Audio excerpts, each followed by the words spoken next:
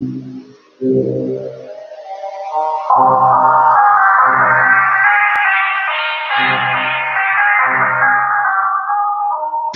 originated from a boundless queendom. Royalty reigns in my family. My air comes oh so naturally, so homage is paid to this majesty. I was birthed into this greatness. I bathed in it to stay steady. My divine purpose was purchased with precious blood before conception, therefore I was born ready. Unlike Celie, I was groomed to be a winner as a beginner, like her sister Nettie. I'm the quiet storm behind you. I rain down before you ever notice me. Hello. You are now tuned in to Everyday People Radio Show on Intellectual Radio and iHeartRadio station. I thank you guys for joining us again from last week. I appreciate you for allowing us to be in your space. Give us a call at 708-223-8953. Again, that number is 708-223-8953. Today, I do have an amazing guest, Candace Chisholm, and we're going to be talking about her book, Too Much of Something Ain't Good for You. But before we go into all that, I just want to kind of recap from the things that we were talking about on last week about domestic abuse. I do understand that some people don't understand what abuse is, even when they are the abuser. There are 42 signs of domestic abuse. I'm not going to read them all, but I just want to touch base on some of them. Physical, basic things that we all know, hitting, punching, kicking, you see the signs of that. Emotional, you can't really see the signs of emotional abuse. So if you're with someone who is attacking your self-worth, that is emotional abuse. Psychological, if they're threatening to hurt you or your loved ones, your pets, anything that you care about, your possessions, that is psychological abuse. Sexual abuse or coercion is forcing or manipulating you to perform any type of sexual acts against your will. Reproductive coercion, basically the same thing, and making you birth children or get pregnant. Financial abuse, they're preventing you from having access to bank account or money, or holding you hostage with money. Basically making you do things to have money or holding money against you. Digital abuse, sending insulting or threatening messages over text, email, or social media. Signs of stalking is anybody following or spying on you that you don't want them around. There are places that you can call for help. National Domestic Violence Hotline is 800-799-7233. Brothers and sisters, you need to live your life by the Spirit. Galatians 5:13. You, my brothers and sisters, are called to be free. But do not use your freedom to indulge in the flesh. Rather, serve one another humbly in love. For the entire law is fulfilled in keeping this one command: love your brother as you love yourself. If you bite and devour each other, watch out, or you will be destroyed by each other. So love each other. Do not put each other down. Do not harm each other. Purposely give love. We're going to take a poetry break, and we'll be right back with our guest, Candace Chisholm, and we're going to talk about too much of something good, something ain't good for you. Shall tribulation or distress or persecution or famine or nakedness or peril or sword, shall your pink slip from your job or your demotion? Nothing shall separate us from the Lord. Neither shall your final separation after the separation, putting half of your finances in separation after the court litigation, separating your children after the infidel situation, causing the custody dissipation. Neither shall legislation, martial law, putting you under a regulation. Neither shall the Masonic infiltration. Neither shall New World Order impartation. Nothing shall be able to separate us from a love of God, which is in Christ Jesus our Lord. For I am persuaded that neither death of our friend, foe, dead, sister, bro, niece, nephew, cuz, or any kinfolks, neither the death of your income, your license being revoked, bill collectors you want to choke, not the vodka, the rum, the booze, the bruise, the gin, the dope, not the side screen contact smoke, nor the pill popper, nor the sniffing the coke, nor your car, furniture, house being repossessed on the fact that you just dead broke. Nothing shall be able to separate us from the love of God, which is in Christ Jesus our Lord. Neither catastrophic, diabolical, massive massacre or destruction, Neither tsunami, earthquake, sinkhole, epidemic, outbreak, plague, cause of molecular, physical corruption. Neither H-bomb nor A-bomb, asteroid, meteor, or comet allegedly hitting the Earth's surface. Neither Holocaust, genocide, famine, recession, alignment of the planets of the universe. Nor Aztec, Mayan, no Egyptian, nor Sodom, nor Gomorrah, nor Babylonian practices causing us verses and curses. Neither the preservation of FEMA coffins, the elite group, underground reservations. Not population reduction, the rich getting richer, nor economic, nor ethnic background segregation. Neither the life that the world dreams to live, the broad way of living, the lifestyles of the rich and famous. Neither the pimps. Welcome back. This is Everyday People Radio Show with your host, April Deshawn. This is Everyday People Radio Show on Intellectual Radio and iHeartRadio station. I am joined with my beautiful guest, Candace Chisholm, and her book, Too Much of Something Ain't Good for You. You guys need to check it out. It's hot. It's good for you. So you guys, today we're going to be talking about her book, all the things that she has going on. She's an awesome artist, a fashion designer. She has a lot going on. So we're going to get into all that with you guys. Give us a call. The number is 708-223-8953. 708-223-8953. Hello, Candace. Hello. AKA Renaissance. How are you today? I'm great. Good. I'm glad you made it. So, Thank you. I'm glad to be here. yes. So tell us a little bit about yourself. Like where exactly did you grow up? Did you grow up in Chicago? Sure. Okay. So, I grew up in Inglewood area, went to Inglewood High School. Okay. So definitely a Chicagoan.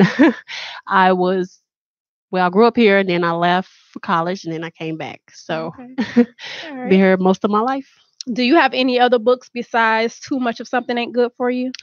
I am currently working. Well, my second book is being edited, which is Okay. a poetry book called Moral Resilience. And then I have two more books. I'm writing my fourth book. Okay. My third book is already written. So, it's progress. Process, right. But I would say the second and third book should be out at least by, I would say, May or June. Wow. Yeah.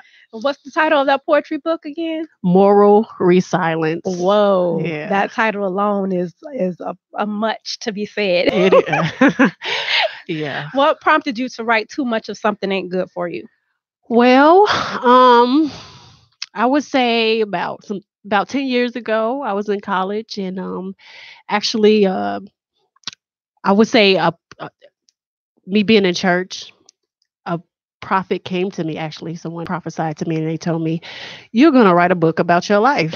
And I didn't think much of it then. I was just like, okay, cool. And so, as I continue to think about it, the title came. Okay. And so I've been holding on to the title book for like years, but I never saw myself as a writer, as an author. Honestly, I thought writing books was like, oh my goodness, this is this elongated process. It's never going to get done.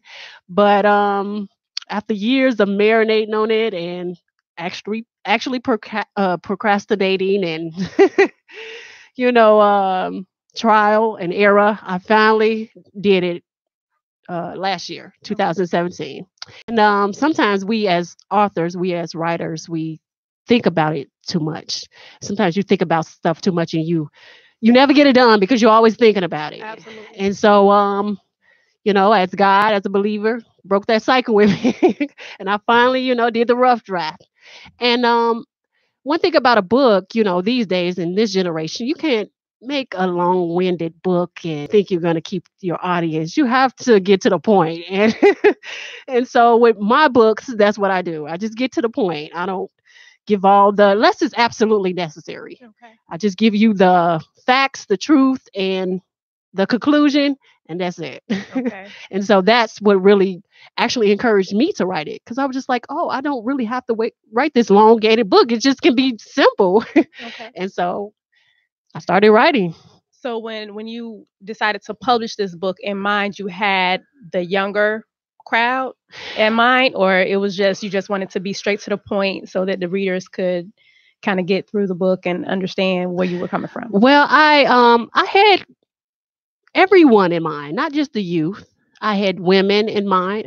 I would say I mainly had women in mind, but but youth, every age group I've had in mind though, because Okay. it's for everyone, But I would mainly say I did have women in group because me being a woman. Right. The only reason why I said that is because you were saying that you wanted to basically get straight to the point. I know now Yeah, with the young people, everything is quick, quick, quick because of all the technology yeah, and everything. hmm, So it's kind of hard to keep their attention if they see a book and it has a lot of pages. Sometimes they right. might shy away from it. So Yes, yeah, that was the reason for that question because this book is definitely one for everyone. yeah. You guys make sure you check it out. All right, so we're gonna kind of go right into this. You were not raised by your birth mother. No, I wasn't. Okay. You were how old when you went into the foster care system? I was a baby actually, and I was a very sickly baby, and so I had family that could have taken care of me, but because I was sick, they couldn't. I was really sick, so I ended up in an orphanage.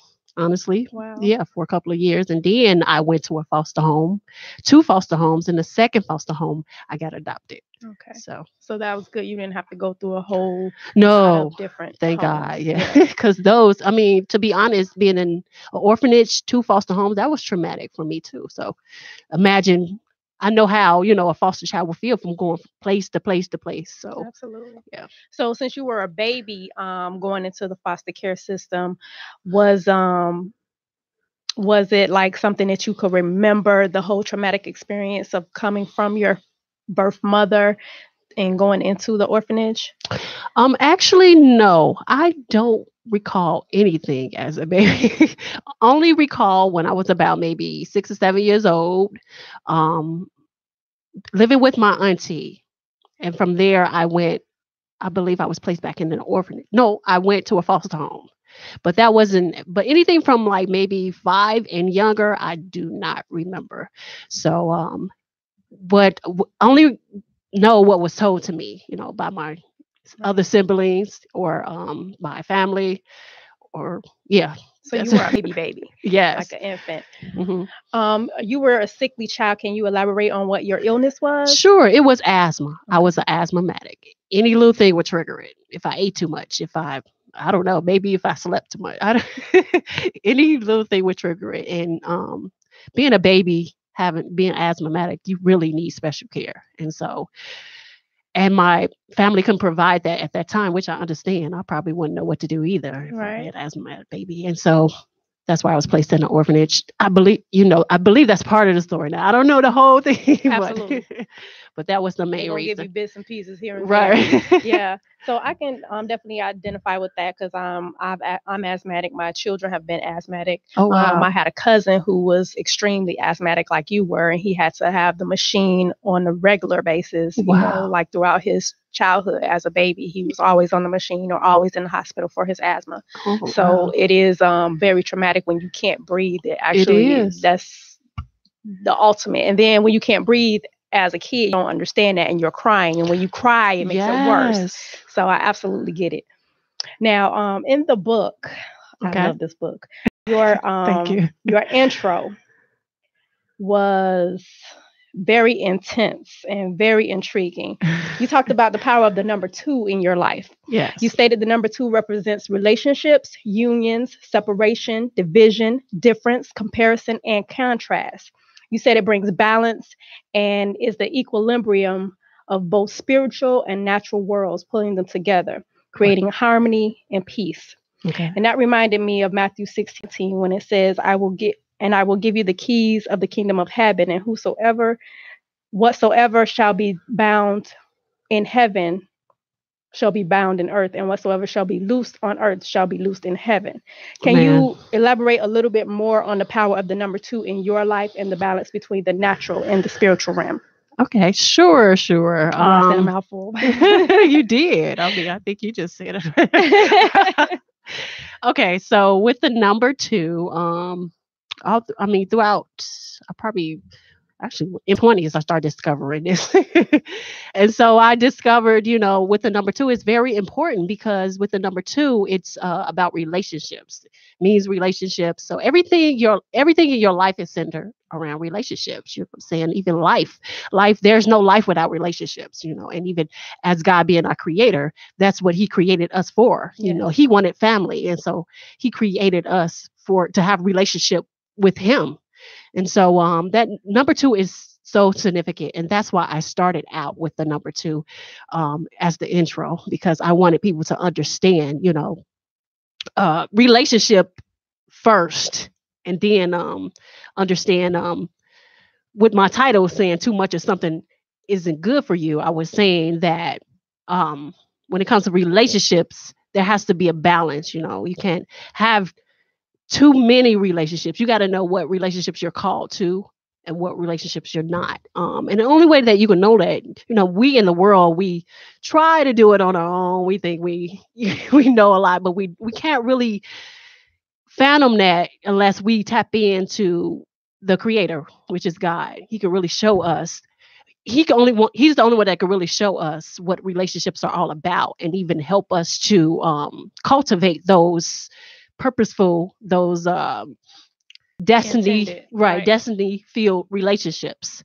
And so with my title, I was just talking about balance and relationships, and just knowing basically the importance of that, because that's the bottom line. You know what I'm saying? When you come into the world, that's what you're coming in the world for. And when you leave the world, it's your responsibility to cultivate those good relationships all throughout your life. And so through healing, through deliverance, through just about every aspect of your life, that's what your ultimate goal and purpose is. Wow, that's profound. I like that. And awesome. So, and just a little bit more. Please, go ahead. And so, with my birthday, you know what I'm saying? I was born on February the 22nd, 1980. And so, February being the second month, and then I was born on the 22nd day. So, it's all 3 numbers is 222. Right. And so, all that, basically add up to relationships. And so even with that, I had a golden year.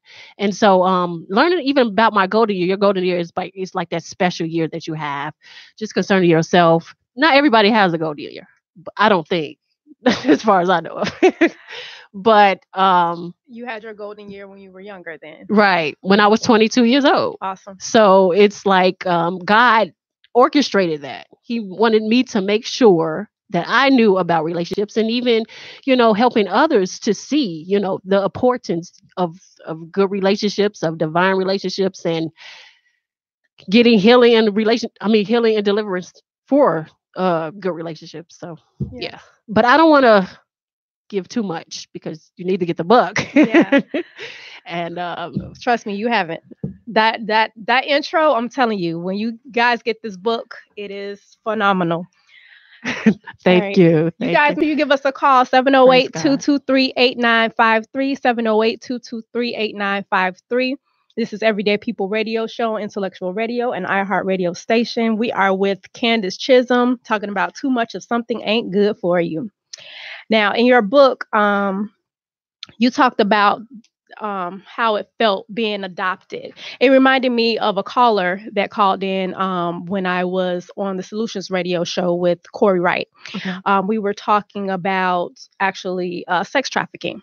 Okay. That's what we were talking about. And we went into the foster care system. Mm-hmm. And there was a lady who called in. Her name was Renita, I believe.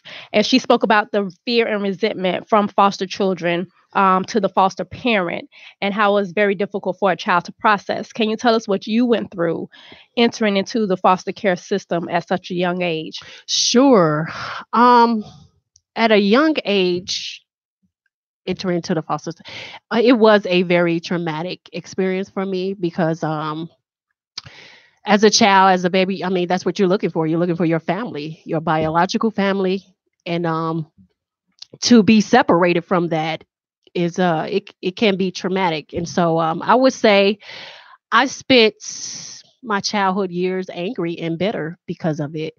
Not necessarily intentionally, but when those type of things happen to you and no one's explaining it, or maybe you're too young for it to be explained or understood, what happens is, you're left with brokenness. And so you have to and so you go throughout your childhood life basically with these unanswered questions, and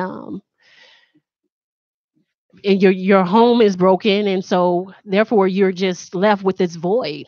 And so as a child, and as a even as a teenager, even as an adult, in some of those years, that's how I grew up, not knowing, nothing too much about family, not knowing actually too much about relationships too much, because that's my the first part of my life was well, I say the first part of my life, it I didn't have the proper relationships. I didn't have a lot of relationships.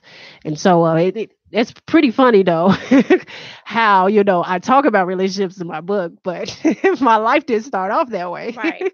It was So something that you learned later. right. And it had to be a God thing, How can I tell you about relationships when I really didn't have it? But see, I think it's about healing, and I know it's about healing and deliverance first, you know what I'm saying? Because how can I really minister unto you or tell you about life and relationships if I don't have a story? You know what I'm saying? If I don't Yeah. have the experience. And so I went through everything that I went through so that I can encourage somebody else, or I could relate to someone else and let them know, okay, even you didn't have these relationships, there's still time. You know what I'm saying?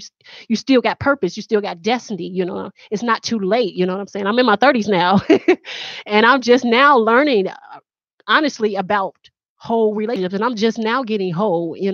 And so but it took that time for me to go through the broken relationships so that I could be able to know what healed relationships are. And so it's like, how would you know what healed relationships are if you've never been in any broken ones? Mhm. And so So when you say whole relationships, you're talking about yourself being whole first before you go into the relationship, exactly correct? right. Yes.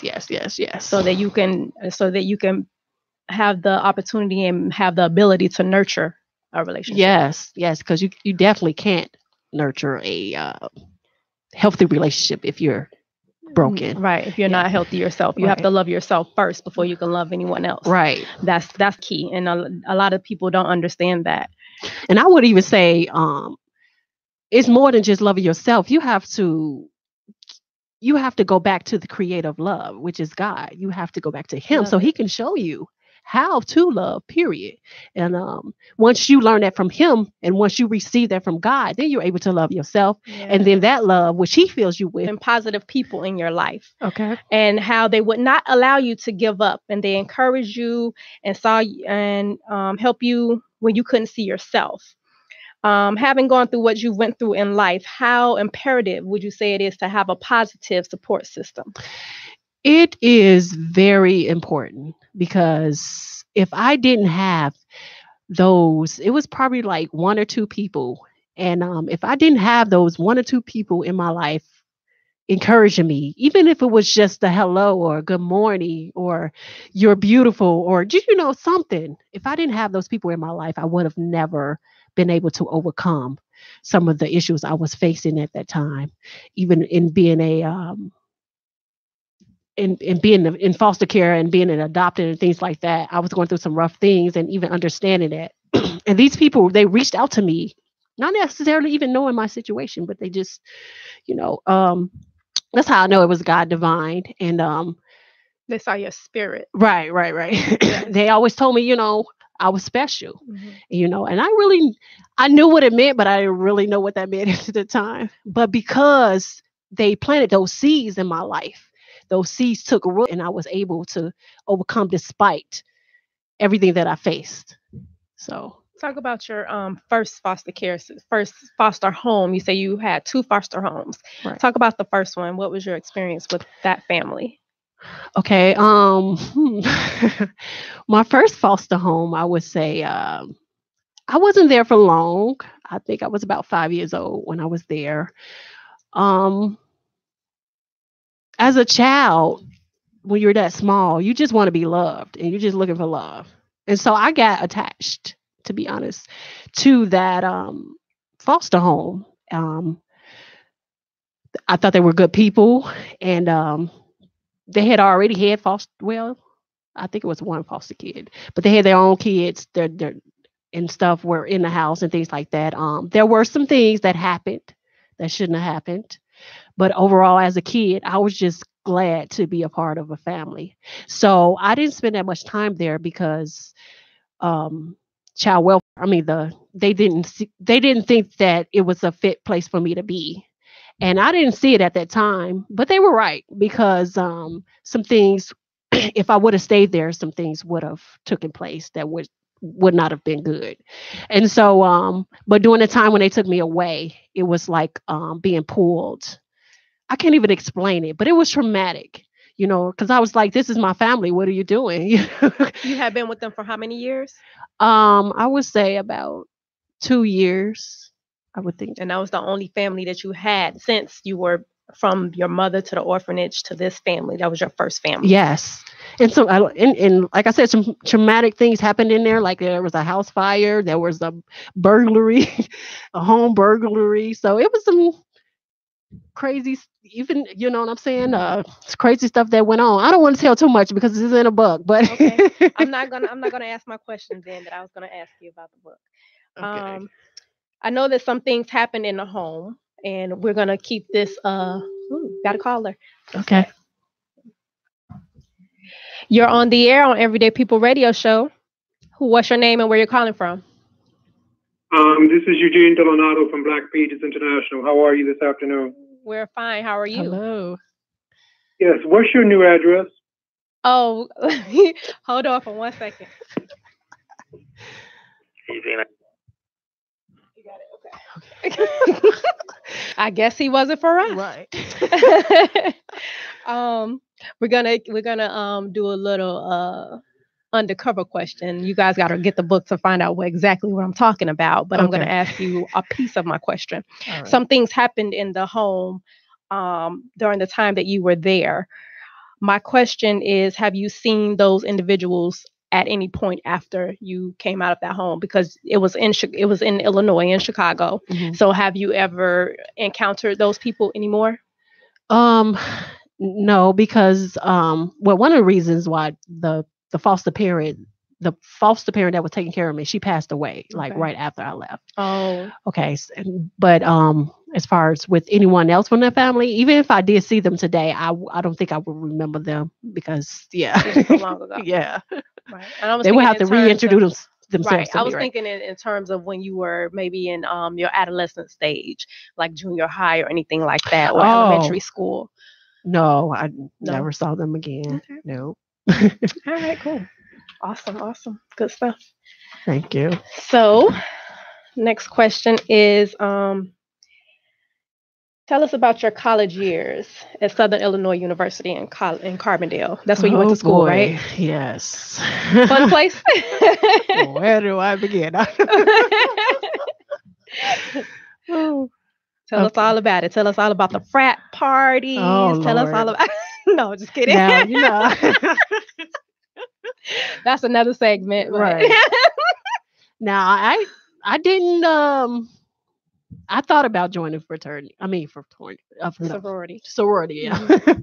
But when they were talking about hazing and stuff, I was like, no, I'm good. You're not gonna beat on me. We're gonna be fighting for real, right? But man, when I first went to college, okay, so being adopted, I lived a sheltered life. So, my grandmother, because that's what I call her, grandma, she didn't play. Look, you're going to, she let me just, stay in a lot. And I didn't really go to many places, every now and then, maybe sometimes. But so when I left home, when I was about 18, I believe, I didn't get wow, like I just do it, but I did, I got a little wild. Mm-hmm. And so that experience, at first it was a good time. I was having a good time. I was partying. Let me see. I was in all types of relationships. What else I was doing?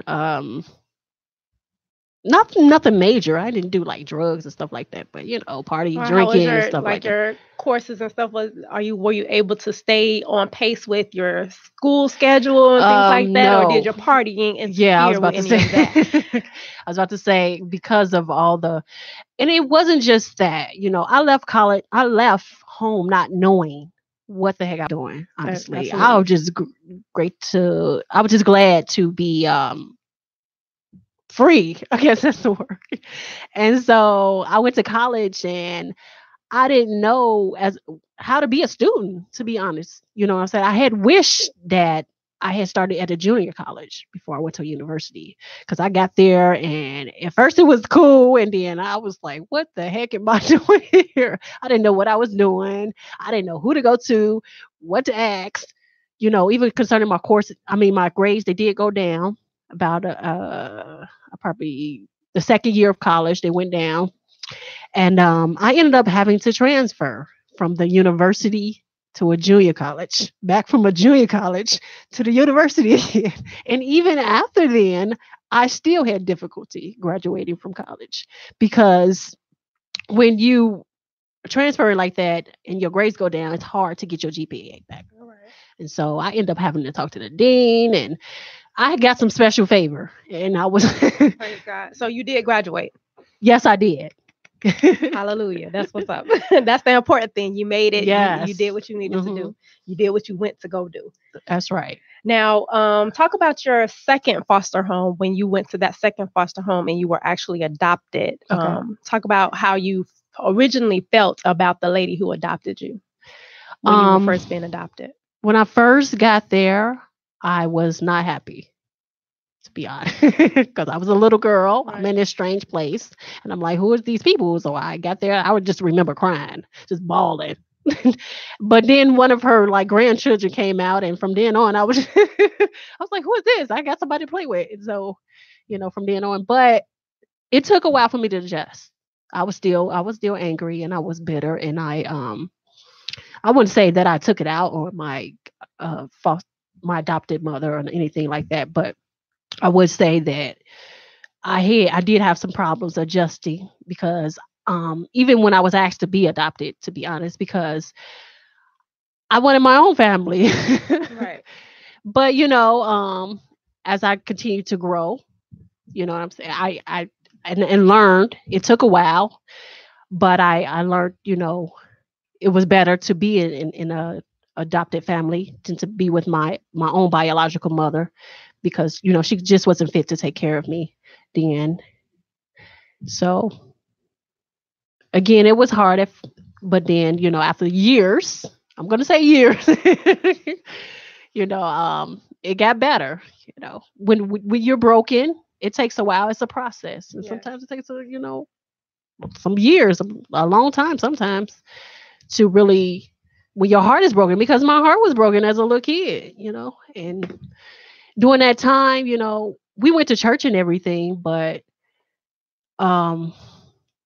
I did get baptized when I was 14 and things like that, but I didn't completely know, Right. God. So that didn't take place until I was like in my 20s, when I really got to really knowing who God was and what he was doing and things like that. And so, yeah.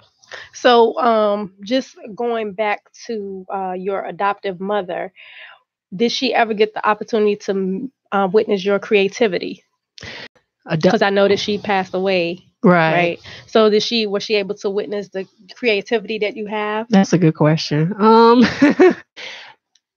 I do not recall a moment. No. Oh my goodness. No, she never did. But you know what? When I was a kid, I did used to write poems and stuff like that, but I never really like shared them with her. I just and other family members, did, but no, I never told her about that side of me. Wow. So, how when you started writing poetry, what was like when you first wanted to perform your poetry in public? Okay. What was that like for you? Oh, I don't even remember the first time. Oh wait, yes I do. It was in grammar school, and we used to do poems in class by other authors, by other poets, Mhm. and but I don't remember the very first time, but I do remember times where I did. recite poetry from other poets.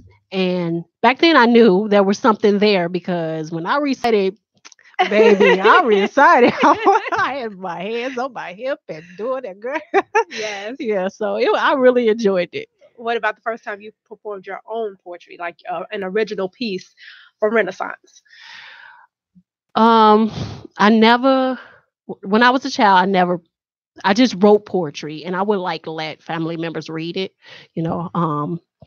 But I never really performed. I never out loud, let anybody Right. read like that. In So, college? in college, Like, when was it? Was it when you became an adult and you were out on your own? it was after college, actually. After college? Yes, Do when you I remember what really. your first piece was? Oh, oh my goodness. You know, I got to put you on the spot. I know. This is what I do. Oh, good questions. Okay, man, what was my first piece? My mind just went blank. No, I do not remember what my first piece was. All right. Do you have a piece that you like to share with us today? Sure. I didn't know I was doing it, but yeah, got to be ready in season, out of season. Yes. Especially when you come to everyday people. I know. You know, that's what I love. Art. Go on with it. Okay. So this is a recent poem that I actually a few months ago that I memorized, that I wrote, and it had to do with myself and it had to do with insecurity and low self-esteem and things like that. And so it's called No More Makeup. And I love this piece. all right. For most of my life, it was the makeup and not what I was made of, but what I made up about myself for what others made up about me. And it wasn't until recently that I got free. You see, the cover girl wasn't the foundation of me, and I mascara the hurt and eyeshadowed the dirt, and my blushes was all shades of blue, make believing that which was true. I tried so hard to have flawless skin, hoping that the weave that I conceived would blend in, because all they wanted from me was the camouflage. So I appeased their entourage, not realizing I was worshiping sabotage. Kept the real me hidden in the old garage, just hidden. Because in the world, to be authentic was forbidden. The makeup made up a fictional story. I gave cosmetics and synthetic all the glory. Put myself on a shelf, depleted my health, married the soul ties of lies. The ecstasy of pleasure was why I didn't want to let go or say goodbye. Didn't leave me with no peace or no peace. And I fell in love with artificial beauty and a beast and rented another charter of the fakeness of the least of it all. A pretty girl's position was competition and envy's jealousy, not to mention. Now it's makeup's hoe. It's fashion show. And as I played the game each day, I had a new alter ego. I never knew who I was going to be. I just wanted to be everyone else instead of just me. The closet full of heels only created pumps, and I felt myself running like Forrest Gump, and it was more than just a bump on the road. The makeup put the very course of my life on hold. Fresh lipstick became my constitution, and I thought that if I could just be her, I would have resolution, not realizing that the new sexy was just pollution and not the solution. My true identity was on liposuction. Counterfeits was my facelifts as I fed off his myths. My parents' jeans was my parents' jeans, dating a god of mammon and materialistic things. Physical traits was never my total sum. I got lost in the courts of his floss and became dumb and numb, and a cute suit just made me a bum, and the same lame song I continue to hum. And my life lost its flavor like a stale piece of bubblegum. The costumes consumed, and I almost became a tomb and Mary Doom, and like an actor, I wore grease paint as my perfume. The makeup, I made it my mirror. Miming its mimic didn't make it clearer. Swimming in the Reese's pieces of shattered glass, cutting my wrists with the blood stains of my past. Vanity's pride became my suicide. I thought the makeup was all I had left, so I inhaled it like it was my last breath. Doing tricks in its voodoo, I became an expert and made it my guru, trying to be like Goldilocks and Susie Q. But I didn't even have a clue. Because I was too busy trying to be you instead of be beautiful. Everybody can't handle what you're made of because they're afraid of the view and what's really true. So they rather live in the fantasy of the makeup. Go to his church, lay on his altar, sit in his pew. But that doctrine is as ugly as the old Pharisee spirit Testament Jew. That monarch spirit is what you knew, but not what makes you new. So don't let that physical trait imprison you in a dark spiritual state. Gorgeous are the firing of the synaptic nerves, wisdom impulses fate. Pretty just makes you fair and fair, but not exclusive and rare. You hypocritically exposed, naked, and bare, like dandruff on a dry scalp, thinning hair. And as you're posing, the truth is exposing. You're decaying and decomposing like two masters ripping up your soul's tear. You see, I was in a trance. Then I woke up when I heard God say, wake up. And suddenly I live. To thy own self be true. No more makeup.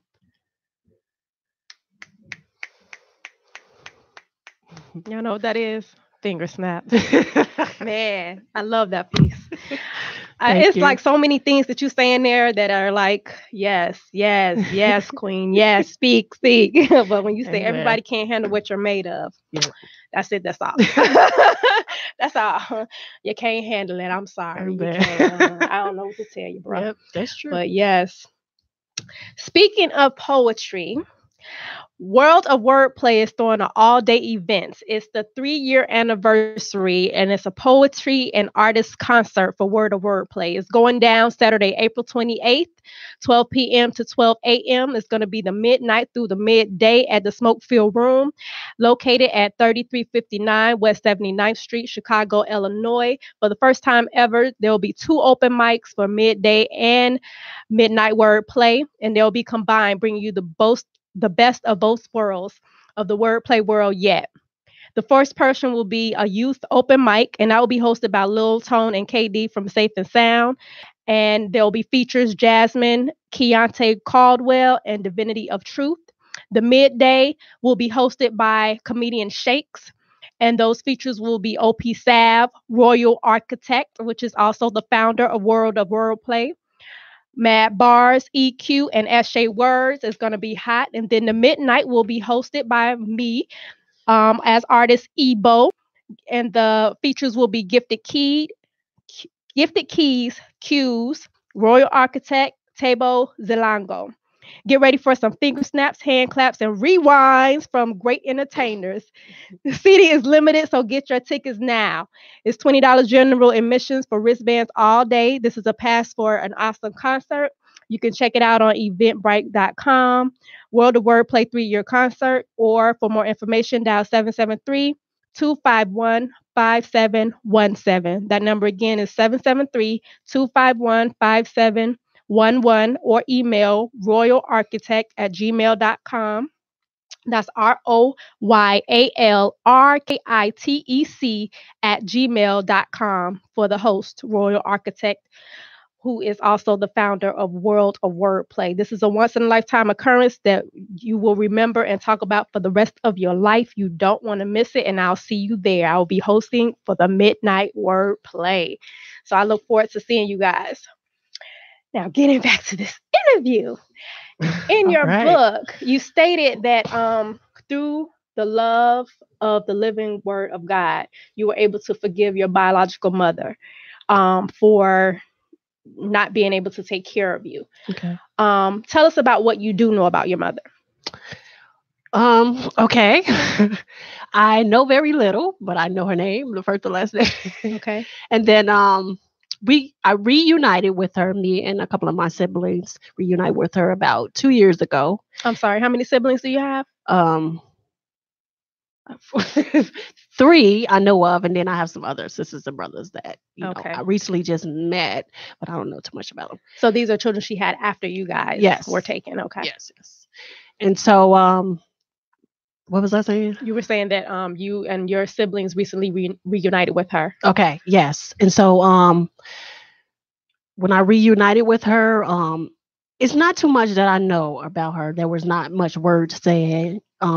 Again, she's still addicted to alcohol and drugs. And so she's not really in her right mind. So right now, so there was not too much said, we just reunion. I hugged and that's it. I do remember her calling me beautiful, but other than that, it not too much. So, Yeah. That was pretty traumatic experience for you to be reunited with her and not being able to connect, because it sounds like you didn't really connect with her. I don't know if it was traumatic then. I think I was just more happy, to see her, even if it was that way. You know what I'm saying? Because I didn't never have a picture of my mother. I had like a paper picture somebody showed me, but not an actual. I didn't know who this woman was. It was just a blank Canvas. Space, right?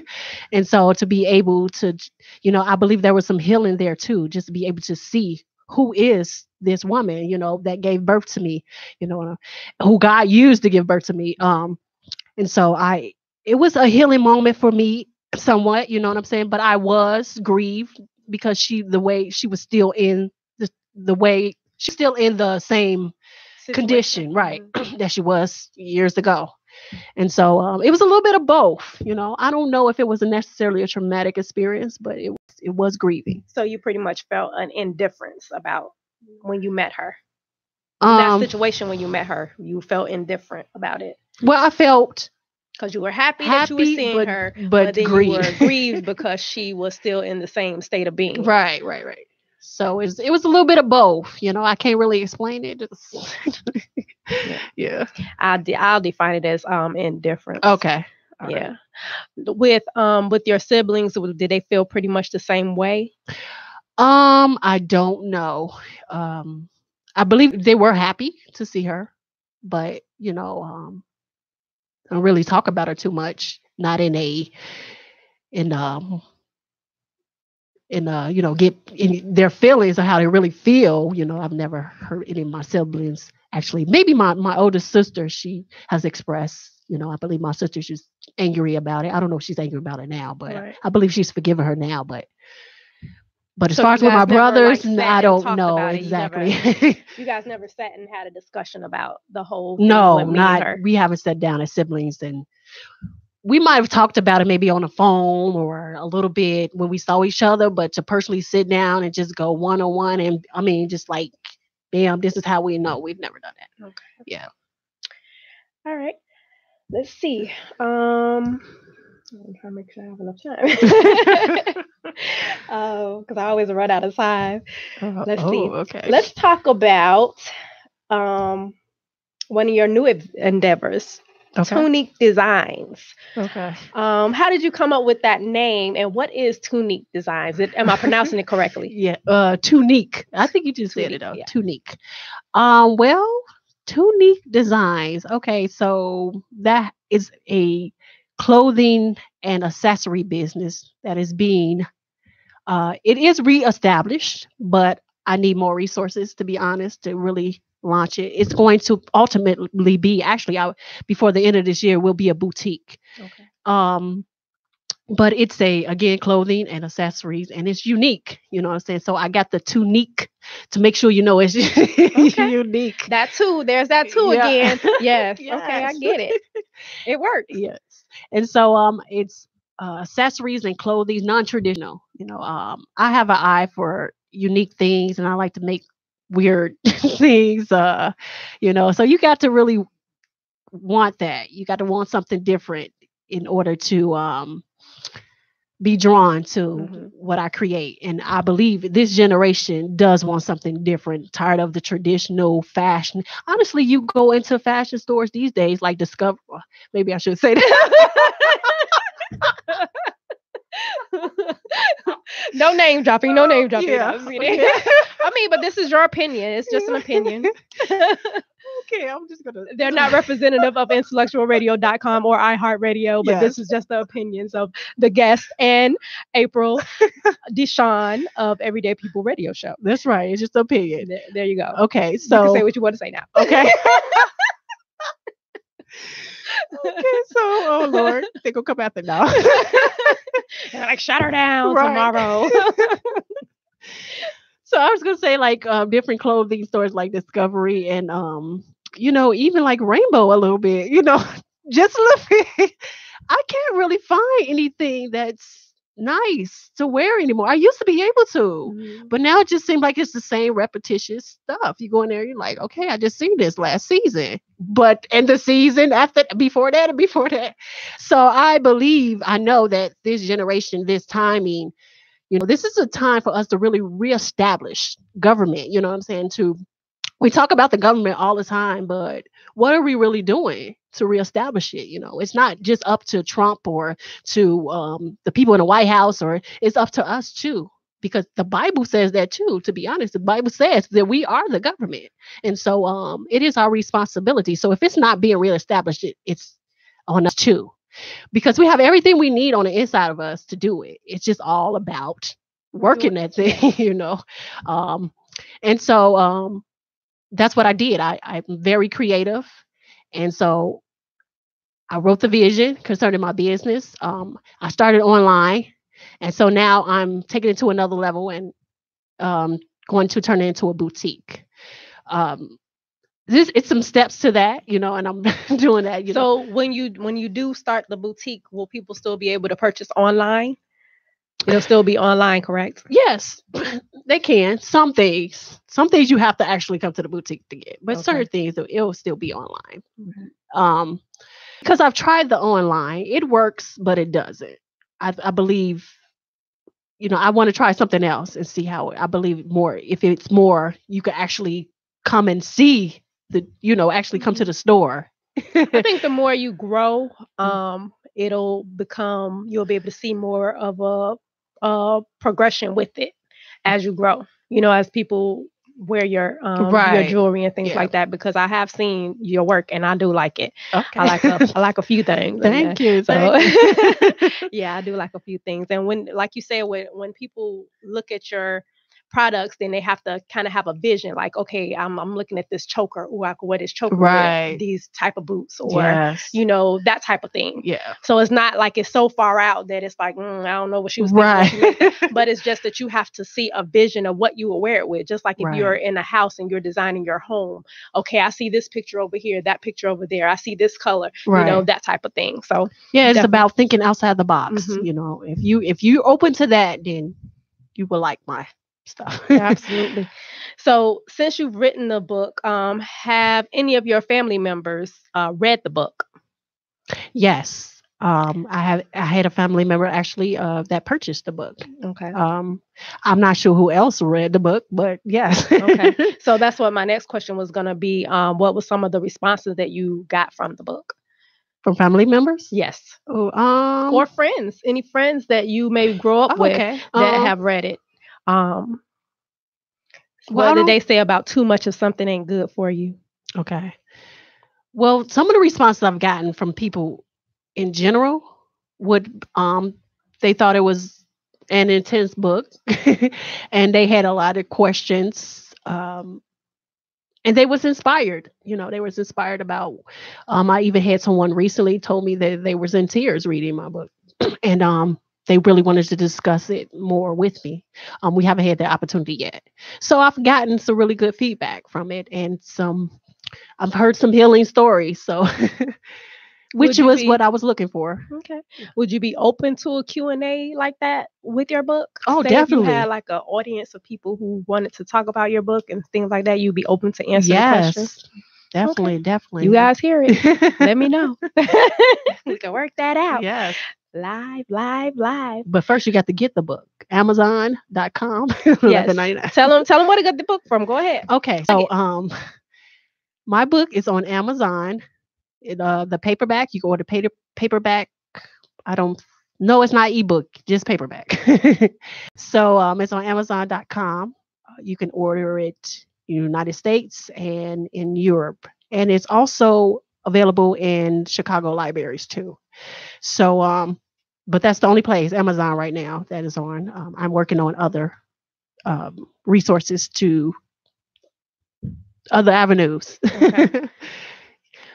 So Amazon.com and just type in my name, Candice Chisholm, CandiceChism, or you could type in the title of the book, Too Much of Something Ain't Good for You, and it should come up. Okay. Yep. Nice. Since writing this book, So you haven't talked to your siblings about this book at all. Now, some of the jobs that you've done are in coherent with the book, like they kind of go together, they vibe together.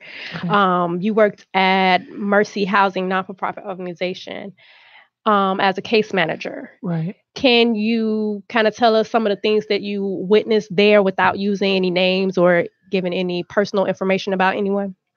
Sure. Like some of the things you may have experienced. Well, it was a brief temporary job assignment. Again, I was a case manager, and it didn't have to do, it had to do with housing. Okay. So just basically clients that were homeless or disabled, and our job was to help them um, gain stabilization again. That's the word for it, yeah. And so what we did was we offered them the available resources that we had. We did care plans, just make sure that everything that they were desiring to do or everything they needed to do in order to be stabilized again, help them to get those resources. And even if we didn't have them, we would, Refer them out. right, to the community and help them in that way. So that was basically it. And then you also did you also were a crisis advocate at the Women's Center. Yes. How were you able to help the women there as a case manager? There it was more concerning, domestic violence. And so I was just basically over, the intake and screening the clients on whether or not they were, I guess suitable would be the word, in being able qualified to enter into the shelter. And so so you need to use your gut, instincts and stuff like that. Discernment. Right, discernment. That's right. And so I was over that, and just I had to make that decision on whether they can enter into the shelter. And when they did, just making sure that their needs was met in the shelter, and that, they were progressing, and just making sure that they were safe and they knew that they were safe, and, being even, transparent. Even as a case manager, you have to be transparent, let them know that you care and that, they are safe and they're secure, and letting them know about the resources and, the rules and things like that. So just promoting and helping them to grow. Okay. So you're a multi-gifted individual. You have intellect. You're a writer, an artist, a designer. What's in the future for you, Miss Renaissance? Man, some people say the sky's the limit. I don't think so.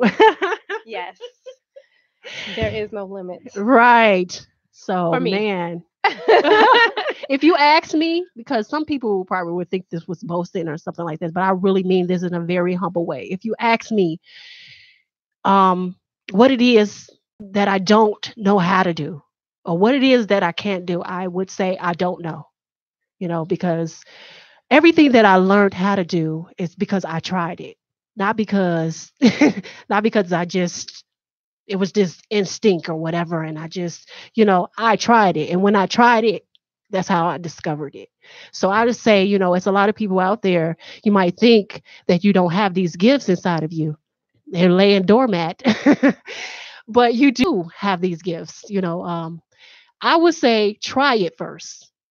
Don't knock it until you try it. And then even with the first and second time, because even when I tried it, it was a little, it didn't actually develop then. But as I continue to, some gifts are cultivated as you continue to practice them. And so for those that, some people be like, I don't know how to draw, or I don't know how to, some people don't know how to draw. I don't get it. She's talking about me, the stick person. Yeah, that's all I can draw. But, some people, you just don't know. You're just saying they just don't know how to do it, and you never even tried it. I mean, come on now. You could, you got to give it a try first before you say you don't know how to do something. And try it a couple of times, because that's how I discovered who I was and what I had on the inside of me. And so even now I'm discovering even more of some of the, like I would like to be a life coach.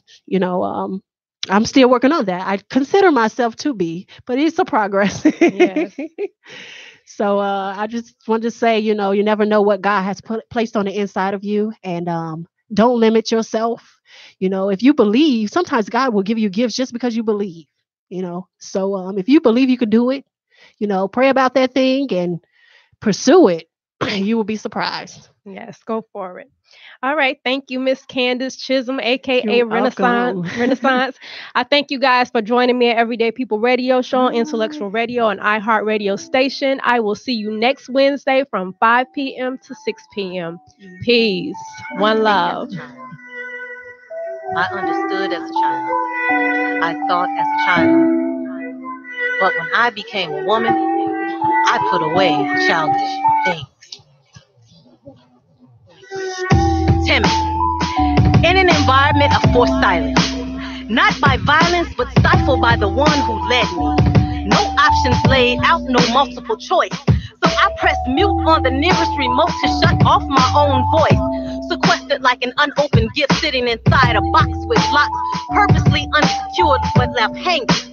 Perched inside, banging on the walls, dying to be free, crying to be me, trying my best to see, but in the dark everything is black. And often I was too afraid to scream, so in silence I remained, quietly maintained, and the box became my safety, my own personal den. I know I'm gonna get it later. You gonna get it later? Yeah, I said you're gonna get me later. You be fussing at me, telling me stuff. You know I am. I like that.